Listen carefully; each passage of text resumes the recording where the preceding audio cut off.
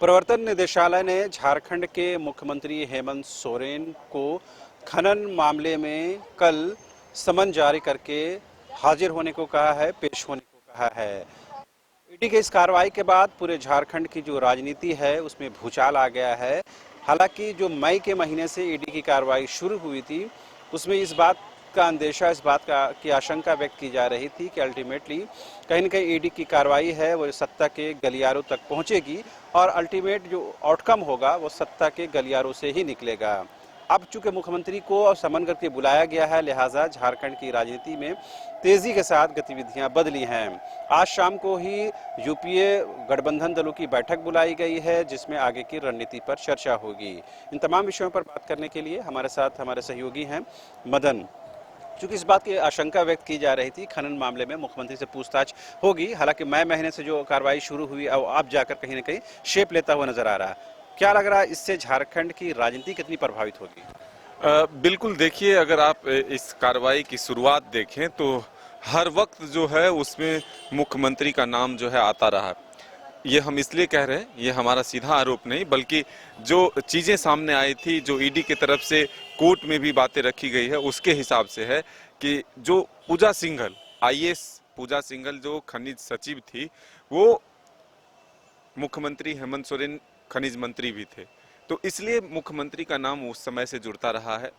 और जब आखिरी हाल के दिन की कार्रवाई को देखें तो पंकज मिश्रा, वो भी मुख्यमंत्री के विधायक प्रतिनिधि थे, बरहेट से हैं। मुख्यमंत्री हेमंत सोरेन बरहेट से विधायक हैं और उनके वो विधायक प्रतिनिधि हैं। इसलिए इस कार्रवाई में अगर देखें तो हर वक्त मुख्यमंत्री का नाम जो है वो जुड़ता रहा। लेकिन ये आशंका जताई जा रही थी कि क्या मुख्यमंत्री को भी ईडी के द्वारा पूछताछ के लिए बुलाया जाता है। उसके बाद आप देखें तो मुख्यमंत्री के जो प्रेस सलाहकार हैं उनको भी बुलाया गया था पूछताछ के लिए। और आखिर में अब जो है मुख्यमंत्री को समन किया गया है और कल के 11:30 बजे का समय भी तय हुआ है कि मुख्यमंत्री को पूछताछ के लिए वहां आना है।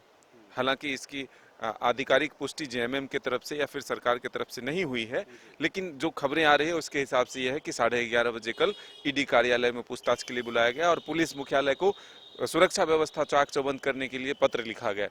लेकिन महत्वपूर्ण ये है कि जो चुनौती दी जा रही थी इधर से जेएमएम की तरफ से हो या फिर मुख्यमंत्री हेमंत सोरेन खुद, जब आप मांडर उपचुनाव को देखें तो उस वक्त भी मांडर चुनाव में प्रचार के दौरान मुख्यमंत्री ने स्पष्ट तौर पर ईडी को एक तरह से संदेश देने का काम किया था कि इधर उधर क्यों घूम रहे हो, अगर आना है तो सीधे आओ।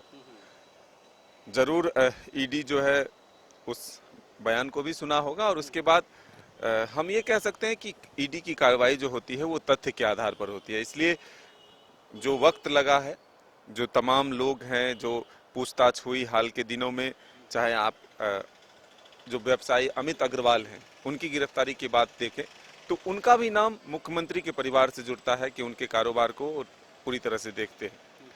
तो हर वक्त ईडी की कार्रवाई जो है वो मुख्यमंत्री के इर्द गिर्द रहा और इसलिए मुख्यमंत्री ने कई बार कहा कि ईडी, सीबीआई, फिर केंद्रीय एजेंसियां जो है उसका गलत इस्तेमाल कर सरकार को प्रभावित करने की कोशिश की जा रही है। गैर बीजेपी शासित राज्यों में ही सिर्फ कार्रवाई हो रही है, ये तमाम आरोप लगते रहे थे। उसके बाद जो राजभवन में चुनाव आयोग के द्वारा जो आना था विचार विमर्श, उसको लेकर के भी मुख्यमंत्री राजभवन तक पहुंचे, अपने अधिवक्ता के माध्यम से चुनाव आयोग तक पहुंचे। एक आरटीआई भी दाखिल किया गया था, उसका भी जवाब जो है नहीं देने के लिए आया। तो तमाम परिस्थितियां जो है राज्य में, जो वर्तमान हालात हैं राजनीतिक, वो स्थिर नहीं दिख रहा है। अच्छा, इस बीच में यूपीए के तमाम गठबंधन दलों की बैठक बुलाई गई, क्या इस बैठक में क्या क्राइसिस मैनेजमेंट को लेकर कुछ बातचीत होगी या जो वर्तमान में जो राजनीति को एक समीकरण बदलेगा या फिर जो राजनीतिक परिदृश्य बदलेगा उस पर विचार विमर्श हो सकता है? क्या कुछ एजेंडा हो सकता है? देखिए, एक बात तो तय है कि हेमंत सोरेन अब एक परिपक्व नेता बन चुके हैं। पिछले दिनों को अगर आप देखें तो जिस तरह से सरकार के अस्थिर होने की बातें आई थी, उसके बाद विधायकों का बैठक का दौर शुरू हुआ, प्रतिदिन मुख्यमंत्री आवास में सुबह शाम बैठक हुई, फिर रायपुर भेजा गया, फिर उसके बाद सब कुछ नॉर्मल हुआ, सरकार आपके द्वार कार्यक्रम की शुरुआत हुई, सरकार अपने स्तर से कई महत्वपूर्ण कैबिनेट के माध्यम से फैसले लिए। मतलब एक माहौल बदलने की कोशिश हुई। तो इससे आप समझ सकते हैं कि एक कुशल राजनीतिज्ञ जो है वो अब हेमंत सोरेन है। तो अब जो परिस्थिति दिख रही है और अंदाजा क्या हो सकता है ये सबको पता है। इसलिए मुख्यमंत्री हेमंत सोरेन की तरफ से भी यह कोशिश होगी कि ईडी कार्यालय पहुंचने से पहले जो एक प्लान बी है उस पर डिस्कस किया जाए कि अगर परिस्थितियां इस तरह की होती है तो फिर क्या किया जा सकता है। हालांकि राजनीतिक दलों से अगर आप बात करेंगे तो अगर मगर की बात नहीं होती है वहाँ, वो सीधे तौर पर कहते हैं कि जब होगा तब देखा जाएगा। लेकिन जो स्थितियां हैं उसके हिसाब से प्लान बी भी बनाई जाएगी और उस हिसाब से मुख्यमंत्री तब ईडी कार्यालय पहुंचेंगे।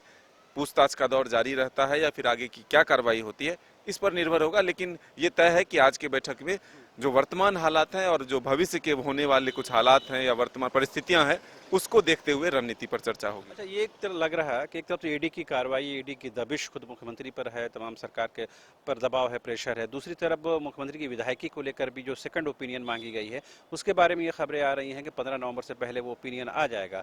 तो कहीं ना कहीं लग रहा है कि सरकार और खास करके मुख्यमंत्री जो हैं वो बहुत ज़बरदस्त तरीके से एक दबाव में, प्रेशर में और घेरेबंदी में और कहीं ना कहीं वो ट्रैप होते हुए नजर आ रहे हैं। बिल्कुल स्थितियां तो उसी तरह की दिख रही है और इसलिए मैंने कहा कि प्लान बी बनाने की अब कोशिश होगी, रणनीति बना ली जाएगी कि अगर स्थितियां अनुकूल नहीं रहती है, कुछ उल्टा होता है, यानी कि अगर पक्ष में चीजें नहीं रहती है तो फिर क्या किया जा सकता है। इसीलिए मंथन आज जो है वो महत्वपूर्ण है और इसलिए तमाम जो सत्ताधारी दल हैं उनके साथ यह बैठक होगी। अच्छा, ये जो कहा गया कि ईडी कार्यालय की सुरक्षा बढ़ाई जाए, सीआरपीएफ से कहा गया है, पुलिस मुख्यालय से कहा गया है, तो ये क्या कल अगर मुख्यमंत्री की पेशी होती है तो क्या कुछ लॉ एंड ऑर्डर की सिचुएशन को लेकर भी कुछ बातें उठ सकती हैं, या ऐसी कोई इनपुट्स ईडी के पास है, या उनको ऐसा लग रहा है कुछ थ्रेट हो सकता है? जरूर कुछ न कुछ ऐसी बातें होंगी क्योंकि मुख्यमंत्री का या जेएमएम का अपना जनाधार है और जिस तरह से चीज़ें लगातार ये कही गई है कि केंद्रीय संस्थाओं का दुरुपयोग हो रहा है, बीजेपी सरकार को अस्थिर करने की कोशिश कर रही है। जेएमएम के द्वारा ये भी कहा गया कि अगर मुख्यमंत्री पर कुछ होता है तो उसका प्रतिकूल जवाब दिया जाएगा।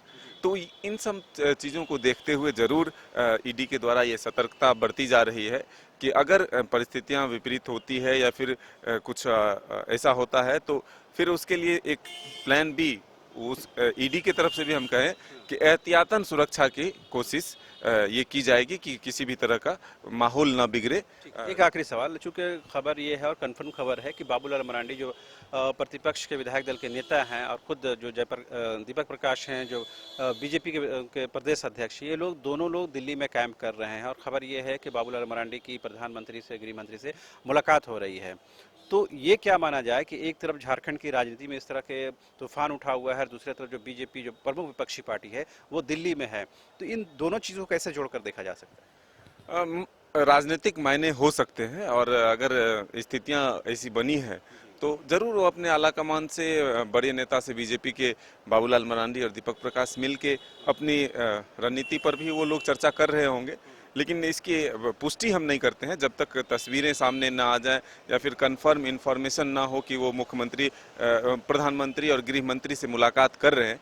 तो फिर अटकलों पर यह बातचीत जरूर हो सकती है कि जो वर्तमान हालात हैं उससे रूबरू कराने के लिए प्रधानमंत्री से, चाहे गृह मंत्री से या फिर जेपी नड्डा से जो बीजेपी के राष्ट्रीय अध्यक्ष हैं, उनसे मिलकर जो है वर्तमान राजनीतिक हालात पर चर्चा होगी और क्या किया जा सकता है पार्टी के स्तर से ऐसी स्थितियों में, उन तमाम चीज़ों पर बातचीत हो सकती है। जी, तो मई के महीने से प्रवर्तन निदेशालय की जो कार्रवाई झारखंड में शुरू हुई वो नवंबर के महीने तक जाते जाते कहीं ना कहीं मैच्योरिटी की ओर नज़र आ रही है, परिपक्व नज़र आ रही है और ये शुरू दिन से ये बताया जा रहा है कि इसका आउटकम और इसकी जो कार्रवाई की जो दबिश है, उसकी जो आंच है वो सत्ता के गलियारों तक पहुंचेगी और वो चीज़ कहीं ना कहीं अब दिखने भी लगा है क्योंकि खुद प्रदेश के जो मुखिया हैं उनको अब समन करके बुलाया गया। तो जाहिर सी बात है इसका बहुत राजनीतिक मायने हैं। इस बीच में प्रमुख विपक्षी पार्टी के जो विधायक दल के नेता है बाबूलाल मरांडी और प्रदेश अध्यक्ष दीपक प्रकाश का दिल्ली में कैंप करना, इसके भी राजनीतिक मायने हैं। अब देखने वाली बात ये होती है कि दिल्ली से क्या खबरें आती हैं